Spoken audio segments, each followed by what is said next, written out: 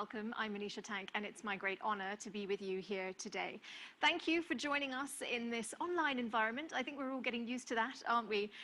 To discuss the launch of the Industrial Transformation Asia Pacific 2020 event.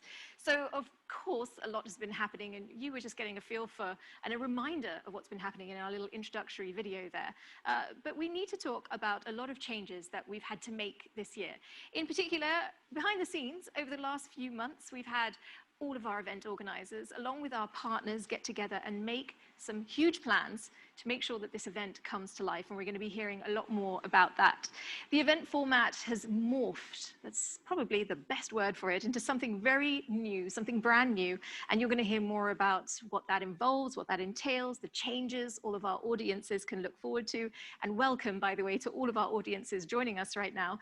It's been obvious for a while that we were going to need to adapt given all of the events that have taken place this year. But we are excited to finally share the new approach that we're going to have to take at this time, a very challenging time.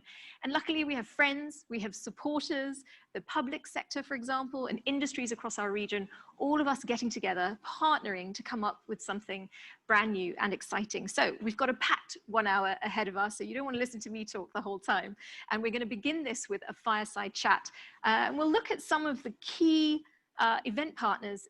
We're going to speak to them actually here in the studio, as well as a panel discussion with speakers representing important industry sectors in our region. So to kick things off, let me introduce you to the esteemed four gentlemen who are here with me in the studio today. First of all, Mr. James Boy, who is the Executive Director of SingX Exhibitions. Thank you. And I just want to say your team behind the scenes are absolutely magnificent. They're like event warriors who get everything done. Thank you. We also have with us Professor Reginald Tan. So good to meet you, Executive Director of the Agency for Science, Technology and Research at A*STAR. And you guys have been in the news a lot this year.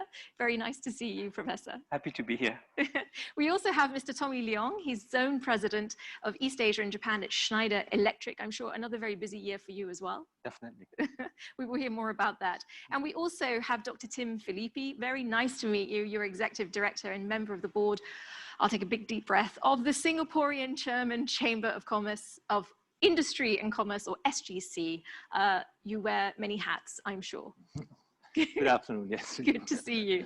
Okay, so gents, look, the industrial transformation, the Asia Pacific event, since its beginnings, it's actually always been a collaborative affair, right? And it has to be. This is the nature of industry, right? And particularly all the industries that you represent. So a lot has changed since last October. That's when we had the last event, and I'm sure many people fondly remember 2019. It seems like a long distant memory.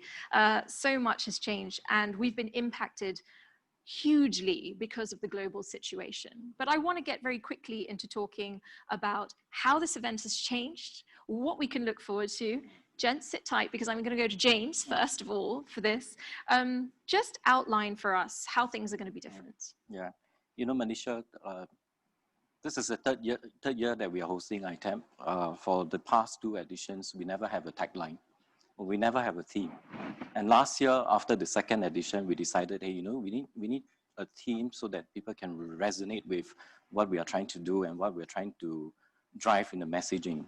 So we decided on a theme called Forging Ahead with Industry 4.0. And the whole motivation is to rally the industry, the companies from the manufacturing sector to come on board to think about Industry 4.0. Unfortunately, or fortunately, COVID-19 struck us in a very unique manner. We have no choice but to pivot from our business, and also for the manufacturers out there globally and in the region. So while retaining the theme and the tagline for this year, we added a caption to it. It's called In the New Normal. So it's Forging Ahead with Industry 4.0 in the New Normal. But what is important is that the purpose of us staging the third edition of the event has not changed. And fundamentally, we are reminded that people remains important in this change, in this period of change and transformation. Well, we recognize that digitalization is a buzzword today, but ultimately it's the people who carry out the day-to-day tasks, and we can see the manifestation of the importance through the various government schemes to support companies for the human element, not only in Singapore, but in the region as well. So we designed this year's with the people, with the human element in mind. And we wanted to support the upskilling of the skill sets of our people in the manufacturing sector. And we believe that if we can curate a program, tailor the program to support these manufacturers, the workers will benefit in the end. And so that is a whole purpose of us continue this aspiration to design this program and this platform to support the industry. So James, it's obviously a huge challenge. You have many stakeholders, many looking at this from different angles, right? So you've got to come up with a very comprehensive program. Can you share with us some of the highlights of what's on offer at the event? Yeah. Oh, well, this year has to be different in a way because our audience and our visitors can't visit the event on a face-to-face basis. If I were to draw the audience attention to the PowerPoint slides that I have before you, and what we have came out with is a very unique, what we call the hybrid format event platform. There's two sides of it. One is a digital event, which happens over 3 days, but it will be extended. Audience can consume the content 24/7 for the next year. We added a physical bolt-on component to it because the opportunity allows for it and the customer wants it. So the physical bolt-on simply refers to face-to-face interaction, not at the exhibition hall, but at our partners' premises. The reason why we created this hybrid format boils down to our understanding of our customer needs. We spent many months engaging them and to find out what are their needs now in this new normalcy.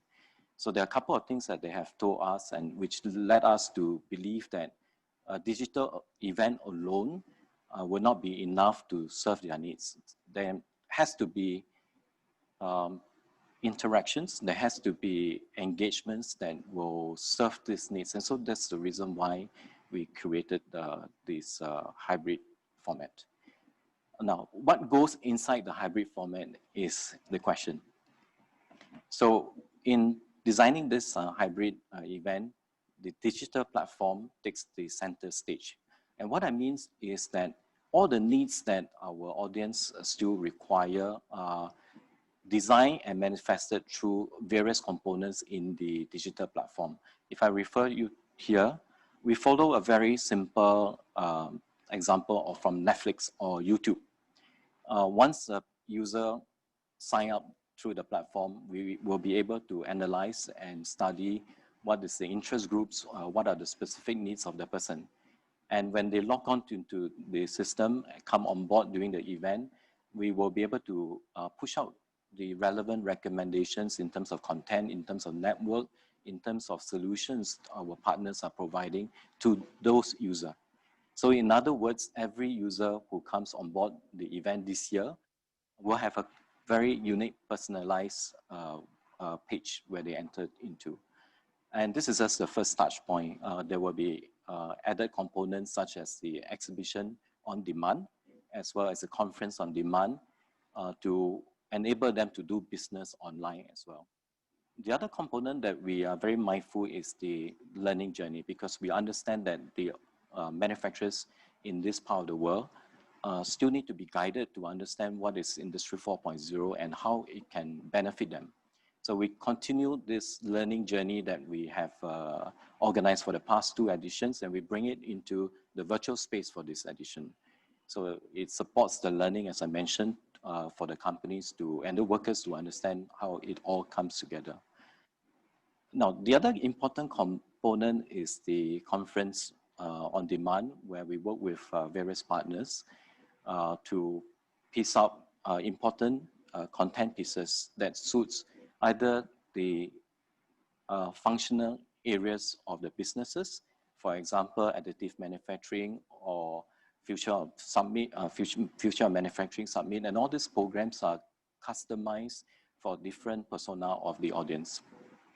This year, we added a new component called the German Singapore Business Forum, where you see an influx of companies who are ready to come together to collaborate for business opportunities between Germany and Singapore companies. So this is something definitely that we have added on to facilitate interaction in the industry. So those two sectors are, or rather those two components are what we have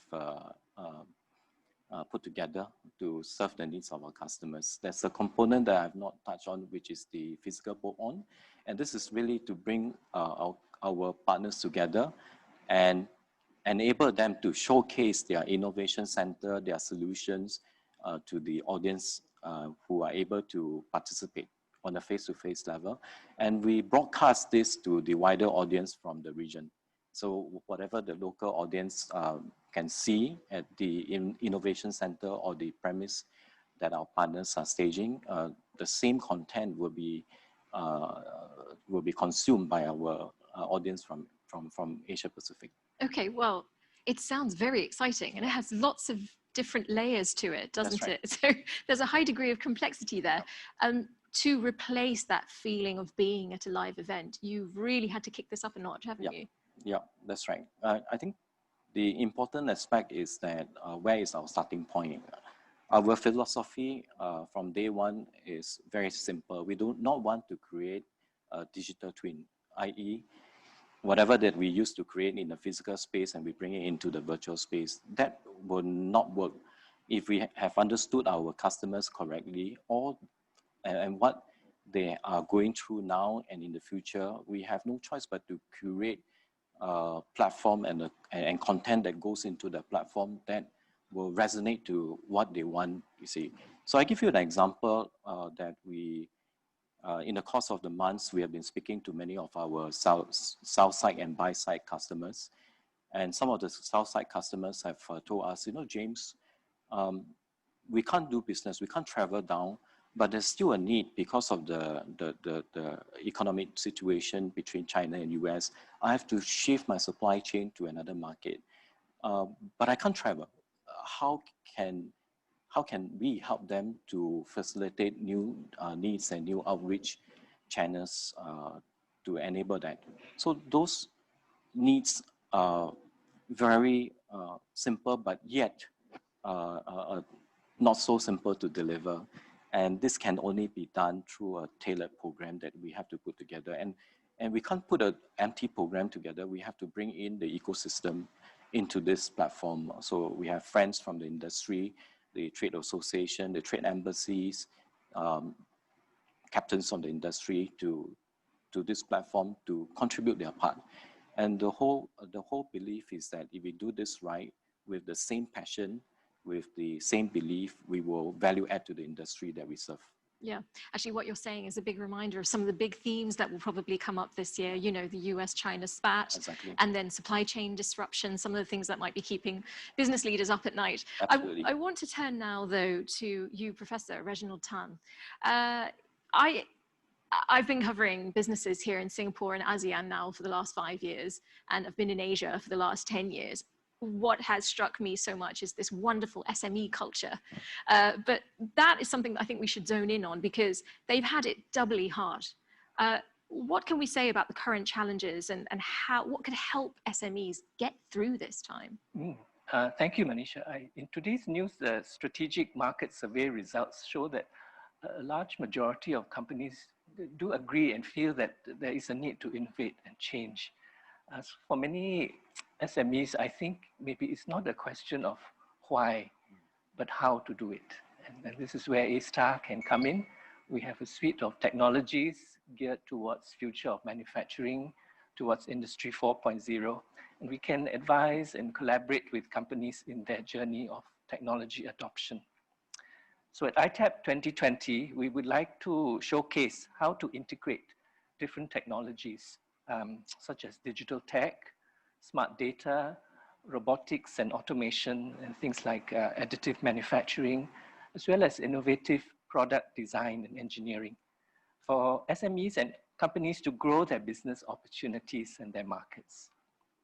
So in all this, A*STAR will partner with our sister government agencies in targeted initiatives aimed at facilitating workforce, manpower training, and upskilling in capability building for physical and digital infrastructure, and access to regional and global markets. So the initiatives are great, and it's very encouraging to know those initiatives are there. But I think the big concern is, with all of the challenges, will SMEs actually take them up? How do you encourage the uptake? Yes, indeed. I believe that in this difficult economic climate, we have to accelerate. We cannot, it's vital to seek out new business opportunities and not just sit back and wait.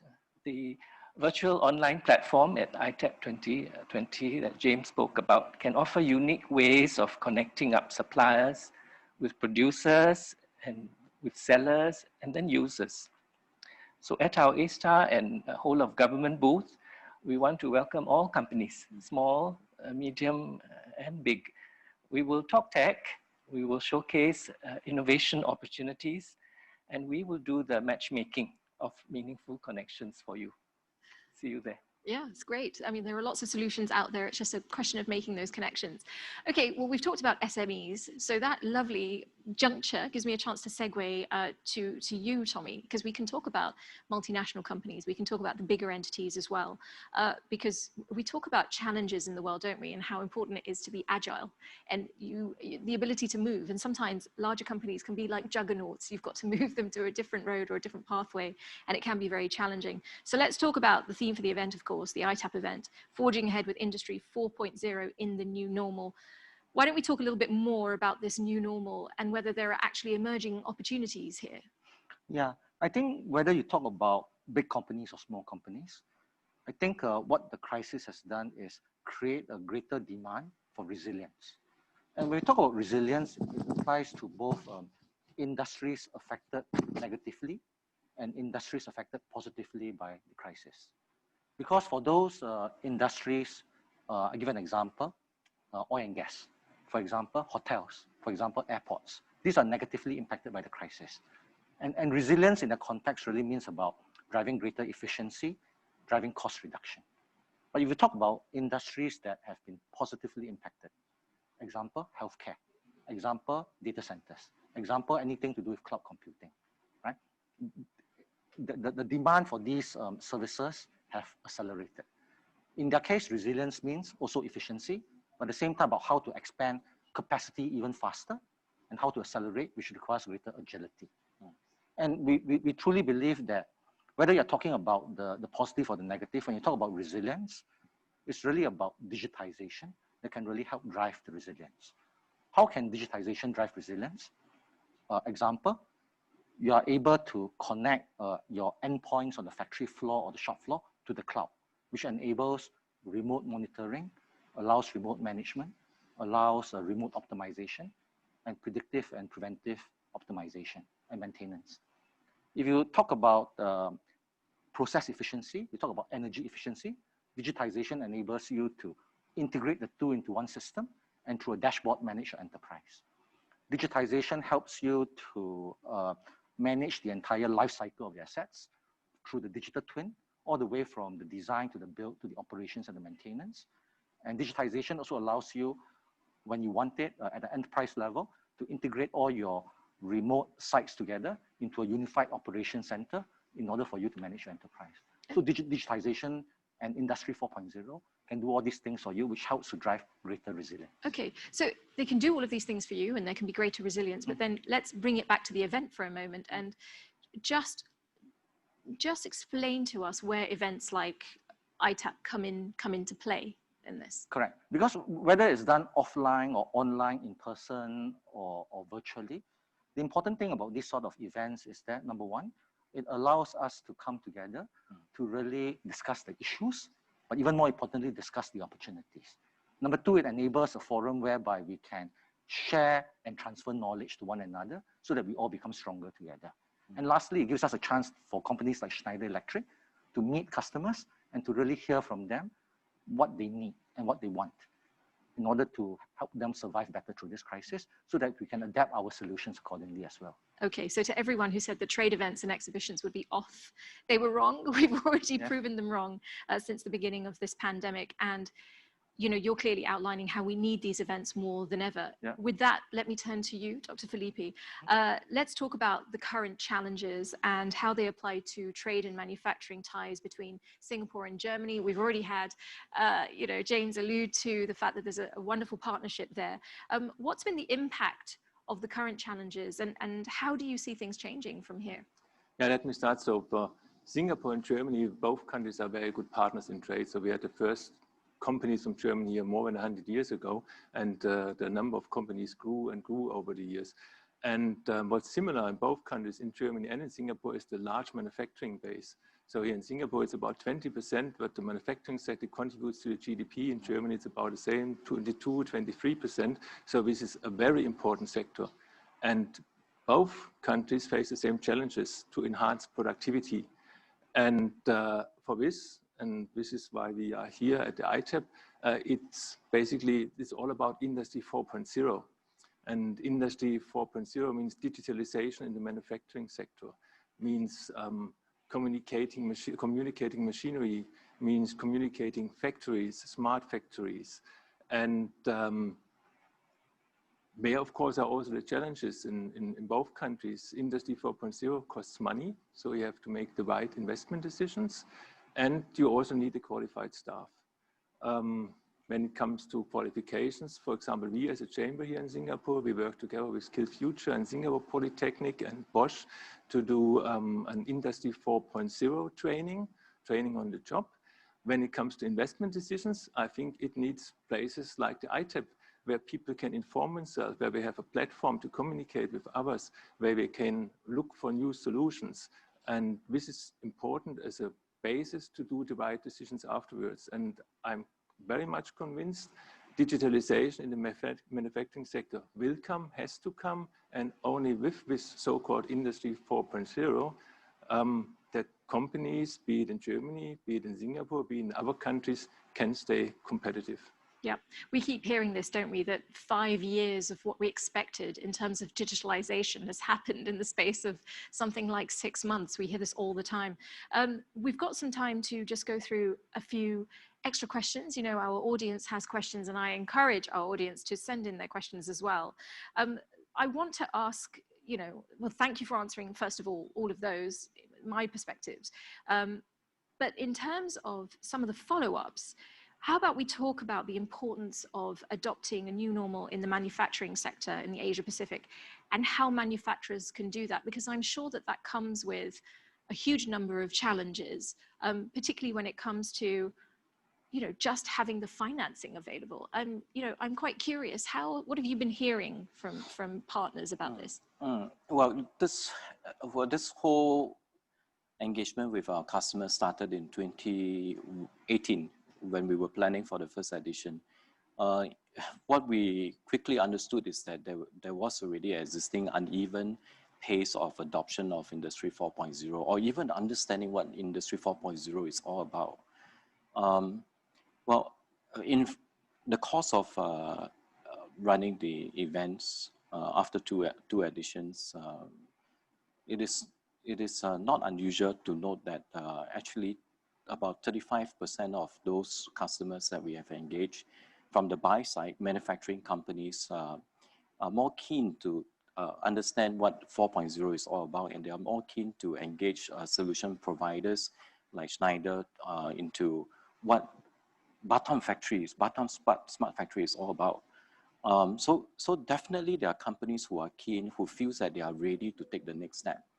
But the main bulk of the companies in the manufacturing sector out there who are still reluctant to take the first move. And well, actually, those are the key customers that we feel that we should rally and to move them to the next level. And today, fortunately or unfortunately, we don't have a choice, do we? We either survive, or if we think longer term, how do we survive? And rightfully, the answer would be to survive, we need to understand what is Industry 4.0 and how do we engage partners from the industry to help them, and how do we engage the government sector like A*STAR, ESG, or EDB to understand what government incentive schemes could be out there to support them. Likewise, for many other companies out there in the region, they all have their policy in place to support them. Companies just need to make the first move, and industry transformation, Asia Pacific is a great starting point, yeah, for them. On that note, I mean, you gestured at Tommy there, which seemed very appropriate, because Yeah. On that note, I wanted to take it to you, Tommy, to ask you, sometimes in a situation like this, you want to look at a company that has done it successfully Yes. and learn from them. So what can Singapore companies teach the rest of the region? Well, I think in Singapore, there's a mix of companies, some who have been very forward-looking in Industry 4.0, and there's some who have barely started the journey yet. I think what companies like Schneider we attempt to do is, whether you're small or big, or whether you're early or late in the process, we try to offer to guide you along. One of the things we have done is we have implemented Industry 4.0 in our own factories, right? The Schneider Electric supply chain is now ranked 11th in the world by Gartner, up 20 points from 5 years ago. And that's because we have driven Industry 4.0 with our own technologies in our own factories. One of the things that we did in ITAP last year was also introduce what we call Industry 4.0 starter kits, right? To very simple solutions to help companies that are just starting on the journey get their hands dirty with remote management and digitization. That's right. And so the key is there's no one size fits all. Right. I think that's a big takeaway, actually. No one size fits all, which is why you have so many stakeholders that need to be represented and addressed. Professor Tan, let's talk about the government initiatives here in Singapore to support businesses. And in general, it could be businesses in general, it could be the manufacturing sector in the new normal. All of that the government has had to adapt and change very quickly in a very short space of time. Yes, Manisha, the impending new normal is just accelerating this need that has been there, but it's accelerating the need for digital technologies, for smart data, and for smart data to be connected to things like supply chains and logistics. In A-Star, in the past 5 years, we have been working with over 2,000 companies, company projects.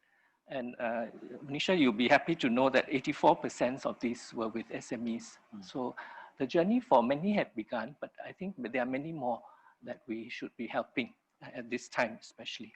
So A-Star has the government has invested in model factories where companies can come and see what's possible and dream a bit bigger. Again, the data is 119 companies have been engaged and already starting on their journey. So many others should come along. And for initiatives, we talk about co-funding for take-up of A-Star technologies towards market deployment and commercialization. We talk about secondment of research scientists and engineers from A-Star to the companies to help in the companies to scale up, to innovate for growth. And together with government agencies, we have been involved in training and capacity building of over 1,000 PMETs. So all this is ongoing. And as I said before, we should accelerate these. Yeah, there's immense work that's been there. So gents, those are some of the audience questions. I have a question of my own actually for Dr. Philippi. And that is, we've just heard so many excellent initiatives around the room, but what's also crucial is information sharing between different countries in terms of different experiences. When you hear all of this, I'm sure that you have great stories to share with many of the German companies that are represented here in Singapore. The story I have to share is that in these times we miss traveling. Because it's not all digital, we also have to have some face-to-face meetings. And we did many surveys with our member companies over the last months, actually every 4 weeks here in Singapore, and traveling was always the main issue. You see many companies, and this includes the German companies, we are here because of the Singapore market, because of the Singapore partner, in particular when it comes to advanced manufacturing, but we're also here with regional head offices for ASEAN, for Australia, New Zealand, and some other countries. And traveling seems to be a main issue. So they said basically 100% have to travel, have to do business travel. And a large number of our companies said they lose revenue because they cannot travel. So we're looking forward to traveling. We are all used to virtual meetings nowadays, but we also will have to have, again, face-to-face meetings. And I think the same for ITEP and for our trade fairs. We looking forward. So this year, we as a chamber will have a virtual pavilion here in Singapore, but for the future, maybe it will be a hybrid event where we have a classical, a physical pavilion, which will be enlarged by digital activities around the physical presence. Yes, Professor.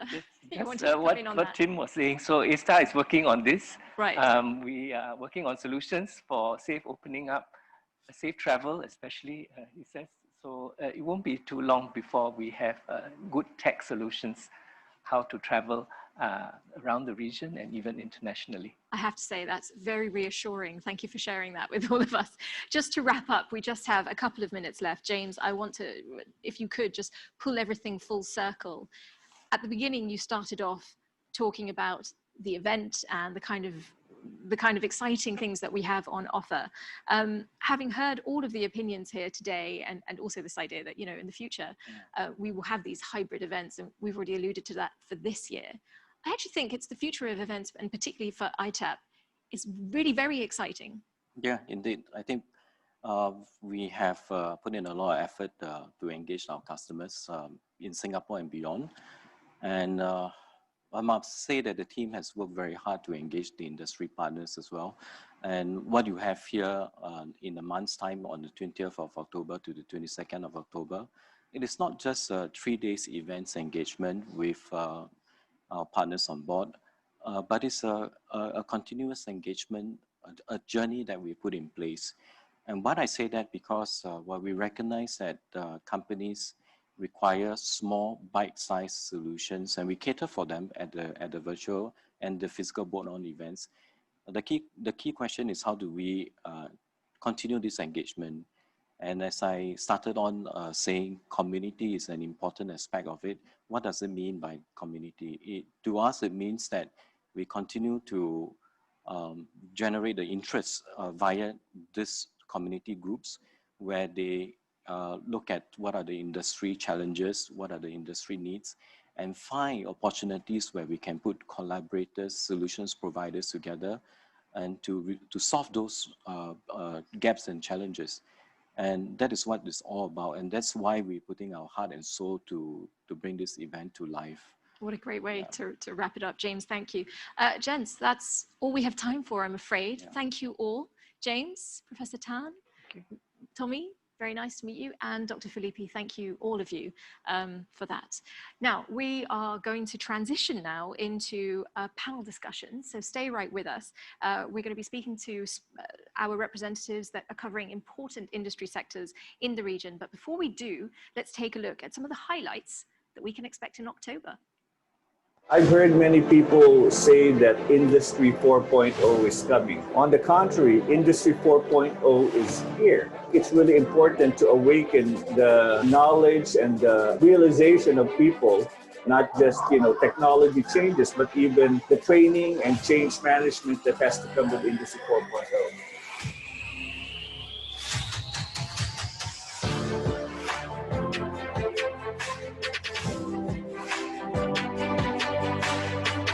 We've had a very positive experience so far. This platform has allowed us to connect with clients, partners, and exchange knowledge about our solutions that we have displayed so far.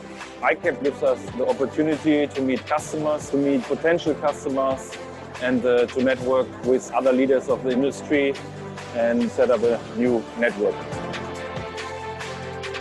This event is very informative and very eye-opening.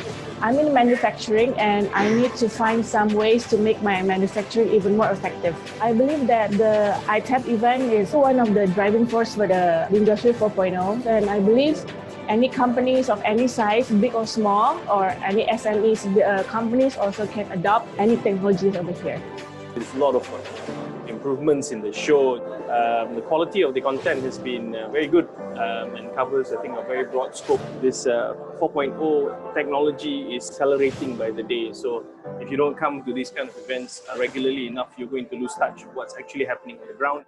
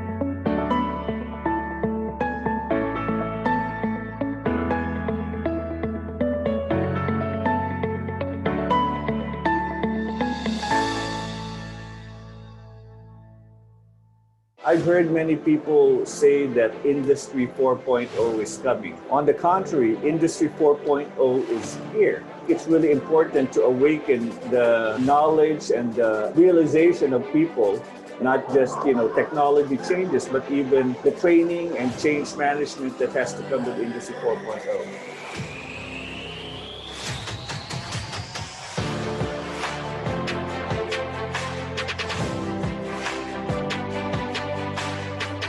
We've had a very positive experience so far. This platform has allowed us to connect with clients, partners, and exchange knowledge about solutions that we have displayed so far. ICAP gives us the opportunity to meet customers, to meet potential customers, and to network with other leaders of the industry and set up a new network. This event is very informative and very eye-opening. I'm in manufacturing and I need to find some ways to make my manufacturing even more effective. I believe that the ITAP event is one of the driving force for the Industry 4.0, and I believe any companies of any size, big or small, or any SMEs, companies also can adopt any technologies over here. There's a lot of improvements in the show. The quality of the content has been very good and covers, I think, a very broad scope. This 4.0 technology is accelerating by the day. So if you don't come to these kind of events regularly enough, you're going to lose touch with what's actually happening on the ground.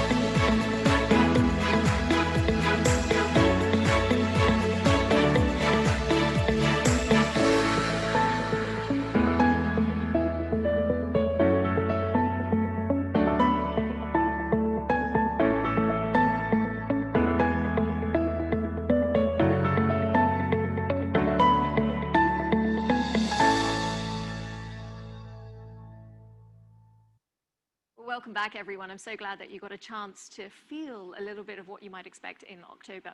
So that was some of what's in store for Industrial Transformation Asia 2020. Now, let's turn to our next segment. And this is where we really get to hear from representatives from key industry players, really, from Singapore and the region, because they're the people who are joining us now, and we can talk about expectations, we can talk about what life has been like already this year, and we all know that we're facing a few challenges.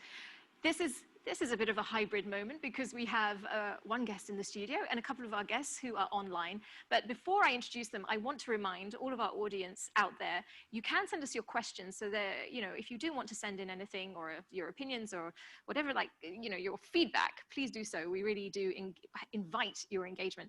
So I promised that I would introduce our guests. Let's start in the studio. And we have Mr. Douglas Fu, who is president of the Singapore Manufacturing Federation. Hello, how are you? Hello, I'm good. Thank you very much. Excellent. I'm glad that you're comfortable, because I know with all these mics and things, you've got to be comfortable in the studio. So I'm glad that we've sorted us out. Yeah, exactly. The other two are much more comfortable. The other two will be much more comfortable. I think that they're in possibly their own homes. And let's introduce to you Mr. N. Sanggaran, who is Secretary General of the Machinery and Engineering Industries Federation in Malaysia, or MEIF. I hope you won't mind if I refer to it more as MEIF, because that's quite a long title. Hello, how are you?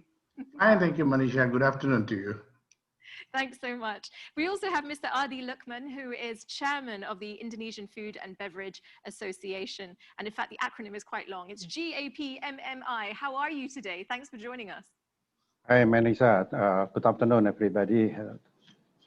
Great to have you with us, Adi. Well, gentlemen, look, I do hope you're all well. If you'll allow me to briefly pick up where our earlier fireside chat left off, we heard about the ongoing challenges that's facing the industry, the wider impact of trade and supply and value chains, and we did touch on that a little bit, but there are also discussions on emerging opportunities, and we talked about that a little bit in our previous fireside. Douglas, let's start in the studio and let's talk about some of this and the sentiments amongst Singapore manufacturers. I'm sure it's been a roller coaster of emotion over the last 6 months. It's been for all of us, and I'm sure it has been in manufacturing. However, we've got to this point now where we can look at it and say, actually, there might be some opportunities here. Indeed, I mean, if you were to take a step back and think about what's happening in 2019 and what people were looking at in year 2020 when they do their projections and they do their budgets, nobody would have budgeted anything of such, whether it's for the different quarters or the entire year. So recently, we actually started a survey with our members, and the response that we have, there were 4 areas that people are very concerned about. Number one, that's sales. With this whole pandemic ongoing, a lot of orders that they are doing right now are possibly the sales that were closed before. Because in the manufacturing sector, we have got pre-building the order books, and usually 2 to 6 months. So now people are very concerned about what are the new channels and new areas. Yes, we can do all this digital, virtual, what we are doing today, but at the end of the day, and in the business, you still need that meeting up, you still need that relationship building. And so right now, a lot of these are built on the past relationships. So you can bring it virtual. So going forward, it's going to be a bit of a challenge. And of course, there are opportunities on what we are doing today in hybrid model. The model that they've been building quite a few years ago, the business model innovation, are now being built more on resiliency. The second area that they are very concerned about is cash flow. Because during this period, those who are, there are bright spots, those essential services, essential products, the medical part, the pharmaceutical, those are the ones that are okay. But generally, it's hitting quite a lot of the other industries. We've got 10 industry groups in SMF. So there are some industries that are doing okay. So there are some industries are now pivoting.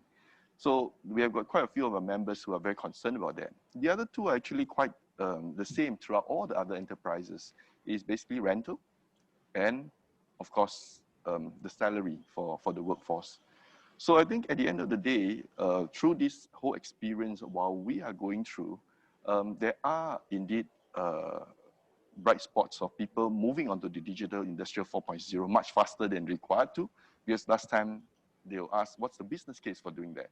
And it takes a lot of discussion, it's a lot of persuasion to get people onto the journey. But now everybody gets on board quite quickly. And once they're on board, there are indeed some areas, bright spots that people are starting to see. And we are indeed seeing those happening in the past few months, especially in the electronic sector, because of the people moving the virtual and using more electronics products for their daily usage at work or even at home now. Because the default until today, we are still at DEFCON Orange, and that's why today we still need to do this hybrid model. But slowly as we move forward, I think the normal terminology that we all talk about is the new normal that we are moving towards. And certainly those are the areas that we are working very hard, helping our enterprises. And through that, we can actually emerge stronger from there. Because ultimately, manufacturing still accounts for 20% of Singapore's GDP. And in fact, we are now even challenging that because of the global macro conditions, we could even make it higher because of the connectivity, because of the relationships that we have built around the region. Especially ASEAN is going to be the 4th largest economy by 2030. So indeed, with all the macro pieces in place for that, and yet going through this whole pandemic that it impacts everybody, it is like a like a typhoon or hurricane, but we're still within that. Yeah. Yep. Speaking of which, I suppose, I mean, you've outlined obviously the core issues that your members have been concerned about. And let's talk about the value of advanced digital technologies, for example. I think people acknowledge that that's the direction to go in, but it can be a really overwhelming process.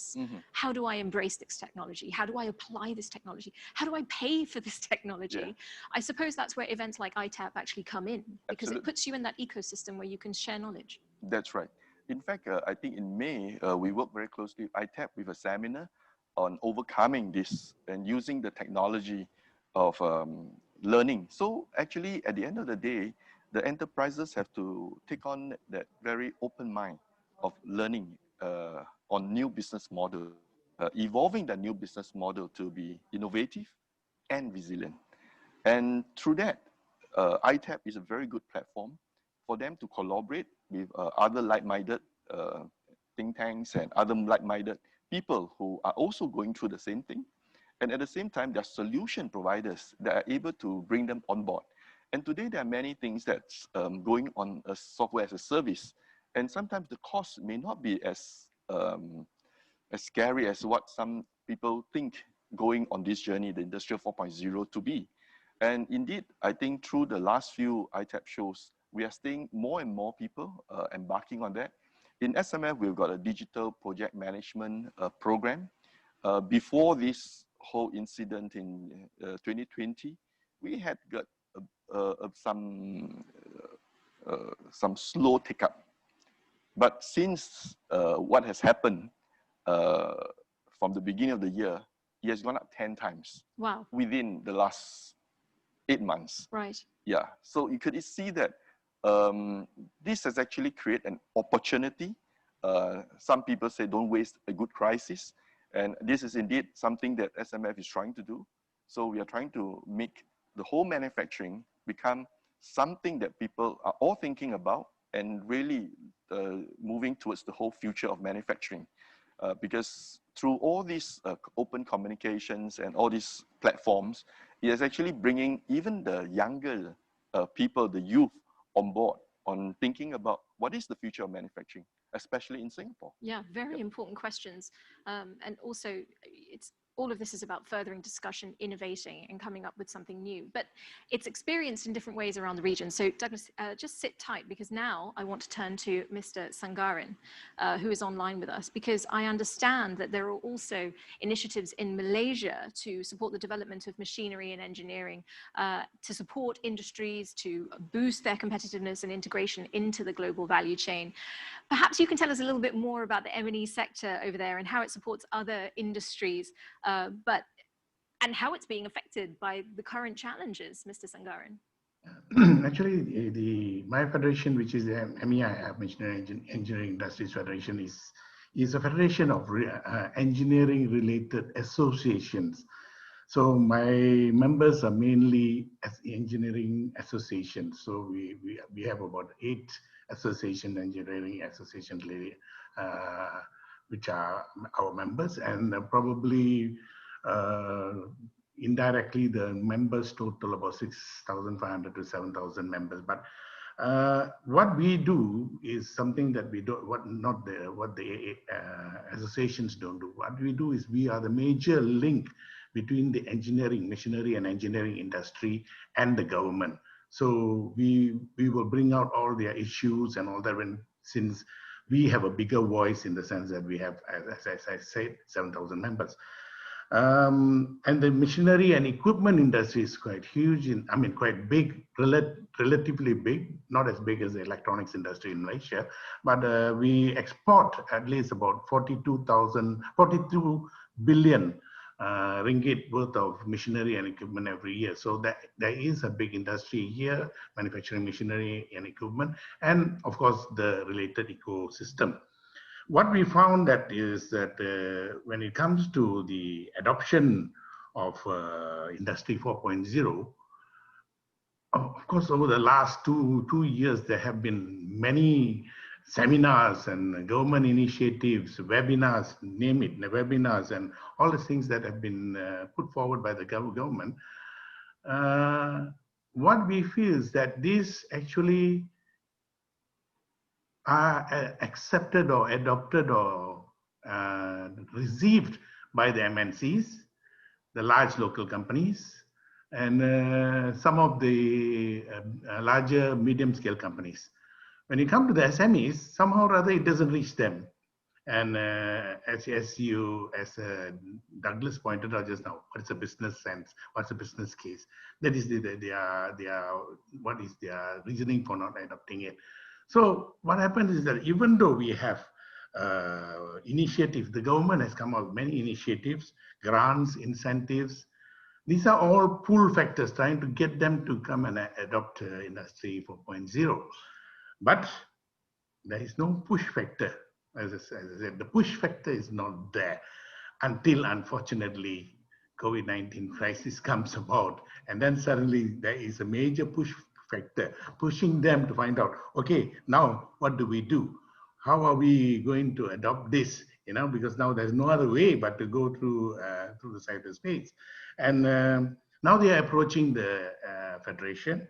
And we see that a number of the progressive SMEs are making the move. They want the change. And this is where the Federation has come in to help them, to enlighten them on the initiatives available, actually a lot of basics of Industry 4.0, the SMEs don't really understand. They come up with the questions, what does Industry 4.0 really apply to me? I am not even Industry 3.0. How can I go into Industry 4.0? What do I do? No, there's so many pillars there. What do I do? All these are questions which I'm sure everybody has heard these questions before. It keeps repeating again and again. So what we do is we tell them, okay, Industry 4.0 is not a lead-on from Industry 3.0. Industry 4.0 is something that encompasses all industries. It can help Industry 1.0, it can help Industry 2.0, it can help Industry 4.0. That is why our organization, our Ministry of International Trade and Industry decided to coin the word Industry 4-word. So you don't bring the 4.0 inside, you know. So this, and we work with a lot with MITI on this. Right. I mean, this is the thing. I mean, I was going to ask you actually to help our viewers understand a bit more about the sector there, particularly, you know, machinery and engineering. This is a sector, like you say, it's dominated by SMEs, small and medium-sized enterprises. So I suppose that events like ITAP then are really quite crucial in terms, again, just the same way we talked about it with Singapore, in opening up that ecosystem so that you get that knowledge sharing happening, right? Yes, true. There's no shortage of consultants in the industry, I mean, out there wanting to tell you about Industry 4.0. But nothing is better than industry companies, you know, industry players who have experienced this can tell the budding SMEs or those budding in the Industry 4.0 avenue to be able to understand and what to do. There are 16 or 9 pillars, some say 16 pillars.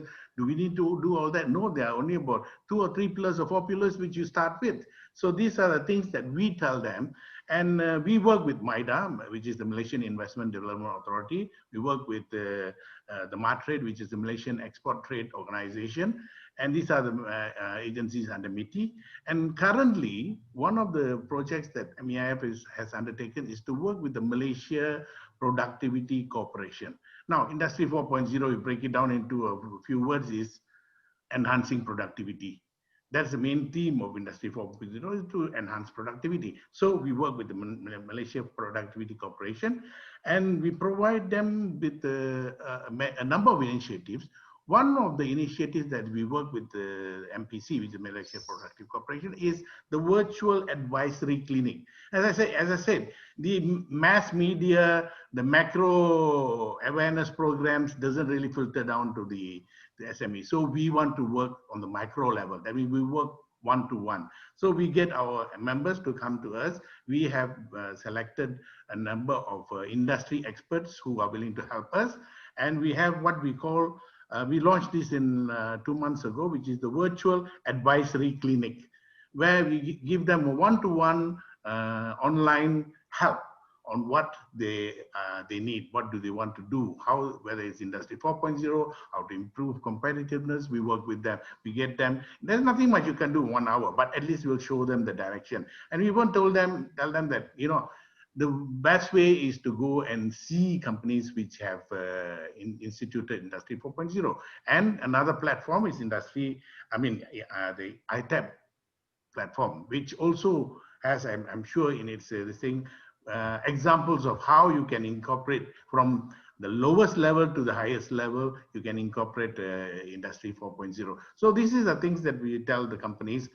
Well, it's up to them to sort of adopt it, accept it, and we try to encourage them to come onto the ITEP platform. Some great initiatives there, actually, you've underlined, and also it helps us better appreciate, the companies better appreciate Industry 4.0, no matter what title they might want to give it, but also, I suppose, the value of collaboration, of learning, networking, connections. Let's now turn the conversation to you, Pak Adi. Thank you so much for joining us. I understand that F&B manufacturing in Indonesia in particular, it has been able to withstand, to some extent, the disruptions that COVID-19 has caused. And that's thanks a lot to the support from government. And this has been really important. Your association has been very active. You've been working to help your members, right, with the current challenges and needs. Why don't you share with us some of those initiatives that you've put in place? Okay, thank you, Manisha. Okay, yes, in the first semester, our F&B industry still grow only 0.2% in the midst of the economic growth minus 5.2%. Okay, can I flashback a bit from the Indonesia program? Actually, government, through the Ministry of Industry and launching by our president in April 2018, we launched what we call it Making Indonesia 4.0.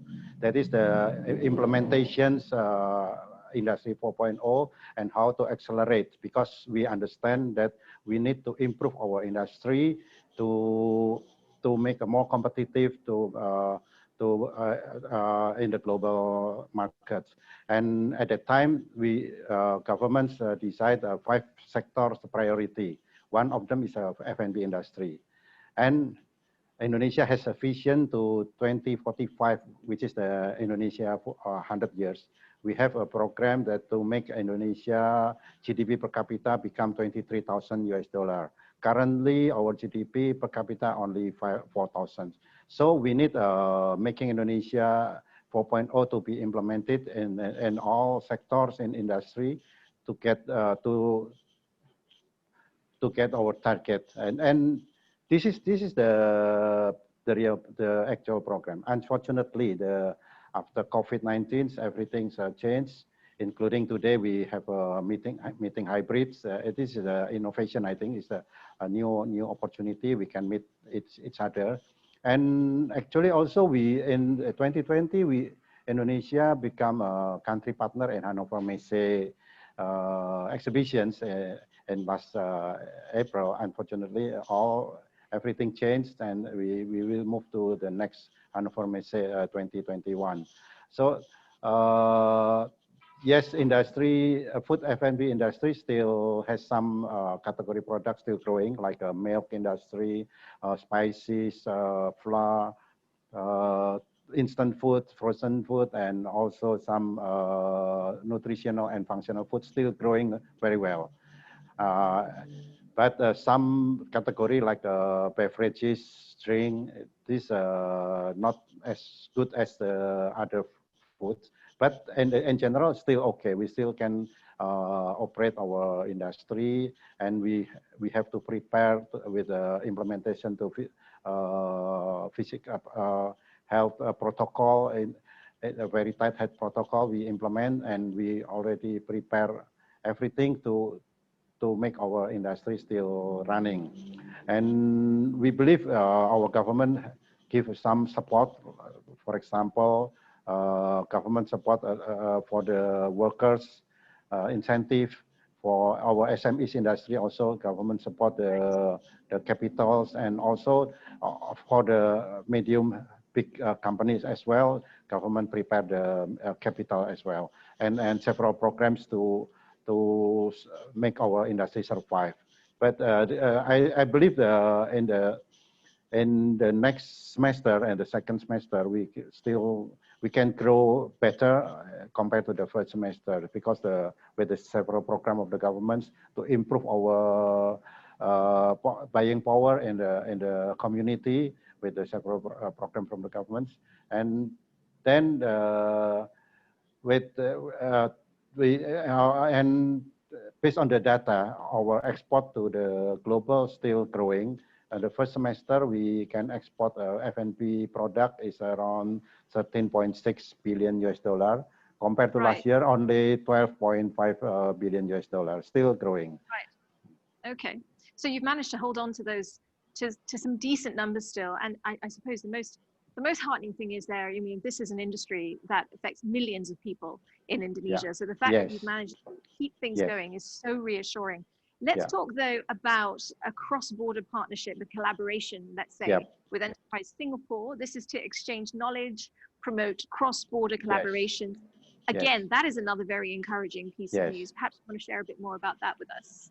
Okay. This is one of the challenging in the implementation of Industry 4.0 is a technology provider. Yes, many big companies now are looking for the technology to implement 4.0 in technology. Unfortunately, it's not sufficient from the supplier, from the local. And then we have a collaboration with several countries. One of them is with Singapore. Our Minister of Industry already signed agreement with the Singapore government and Singapore Enterprise to get support from Singapore. One of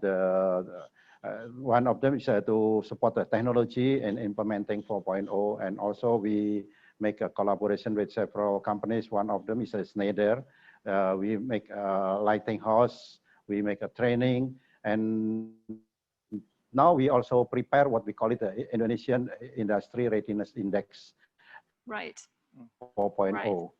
And we collaborate with Schneider and other technology provider with the Ministry of Industry, and every year the government's scoring the industry in which level now.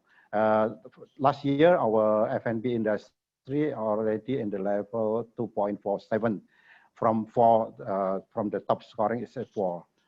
So this is the readiness of the F&B industry. Okay. Well, at that juncture, I want to, if you would just sit tight for a moment, gents, we actually have an audience member who sent us a question. So this is for you, Douglas. This question is just bring it back to the studio. So the question is, have you seen your members coming together on their own to collaborate in ways that they didn't before COVID-19? And if so, what are some of those initiatives or projects? It's a great question. It's a fantastic question. Thank you for the question. We have 10 different industry groups, from oil and gas, chemical, to pharma, medical, food and beverage, building materials, and electronics. And we actually see, in fact, in the last 8 years, we have been having this discussion, the future of manufacturing. We were looking at how the whole manufacturing, because of Industrial 4.0 and digitalization will shift.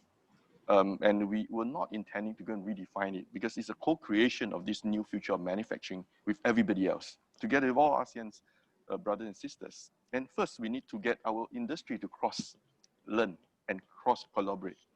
Initially, it was a bit tough because all the industry groups like oil and gas, what can I do with you from the electronics or automation? But because of this disruption in supply chain, there's a lot of cross collaboration over the last 6 months.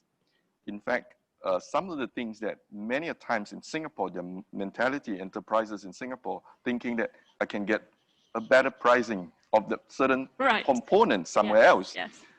Actually, somebody else within the local context or even the region is actually supplying that. And that has actually gained a lot of momentum. And that's a great question. In fact, we are now having a lot of such hybrid type, or even webinars for that matter, Yep. to do that. And certainly ITAP would actually be a great platform for the whole regional to do a lot more of such collaboration projects going forward. And therein is a great place for us to wrap it up, actually, Douglas, because sadly, I'm out of time on that note. So I want to thank our guests online, who of course, Pak Adi, who is joining us to represent the F&B industry in Indonesia, and also Mr. Senggaran, thank you so much for joining us to give us perspective, especially about those SMEs in Malaysia. Thank you. Thank you both online, and thank you as well, Douglas. So that brings us to the end of today's program. I want to thank you all for joining us for this launch of Industrial Transformation Asia Pacific 2020. There is a lot more information on the website, so why don't you check that out? You can stay tuned to find out more, or you can scan the QR code that is showing on your screen, hopefully. It should be available to you, and that is how you will get, there you go. There, you've got it. You can scan that QR code, get lots of information, because this event is not to be missed. I'm Manisha Tank. Thank you so much.